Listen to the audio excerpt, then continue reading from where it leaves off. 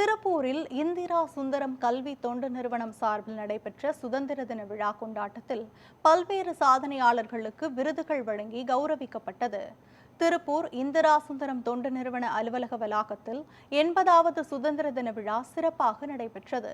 நிறுவன தலைவர் இந்திரா கொடியேற்றி தொடங்கி வைத்த இந்த விழாவில் சமாதானத்தை வலியுறுத்தி வெள்ளை புறாக்கள் மற்றும் மூவர்ண பலூன்கள் பறக்கவிடப்பட்டன.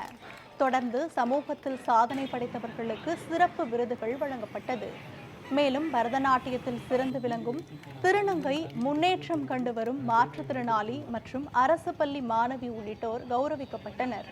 பின்னர் செய்தியாளர்களை சந்தித்து பேசிய இந்திரா சுந்தரம், கல்வி, பெண்கள் முன்னேற்றம், திருநங்கைகள், மாற்றுத்திறனாளிகள் வளர்ச்சிக்காக சமூக நலத்திட்டங்கள் தொடர்ந்து செயல்படுத்தப்படும் என தெரிவித்தார்.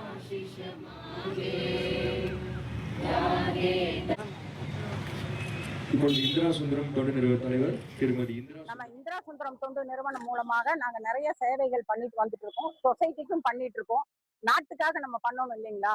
அதனால இன்னைக்கு முதல் தடவையாக நம்ம 80வது வருடமாக 80வது வருஷ சுதந்திர தினத்தை முன்னிட்டு நாங்க கொடியேற்றினோம். அதுல பாத்தீங்கன்னா நாங்க ஒரு 3 அவார்டு கொடுத்துருக்கிறோம்.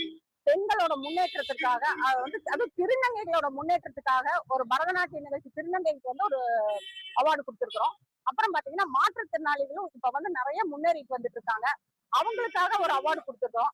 கல்விக்காக ஒரு பெண்ணுக்கு, அரசு பள்ளியில படிக்கிற ஒரு பெண்ணுக்கு நாங்க அவார்டு கொடுத்துருக்கிறோம்.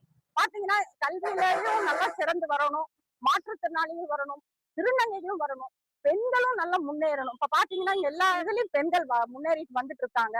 இதெல்லாம் கருத்துல கொண்டுதான் நாங்க இந்த இதை ஆரம்பிச்சு நாங்க இது சிறப்பிச்சோம். எல்லாத்தையும் ரொம்ப சந்தோஷமா இருக்குது. நாங்க நினைச்சதுக்கு மேல பொதுமக்கள் எங்களுக்கு நல்லா சிறப்பிச்சு கொடுத்துட்டாங்க.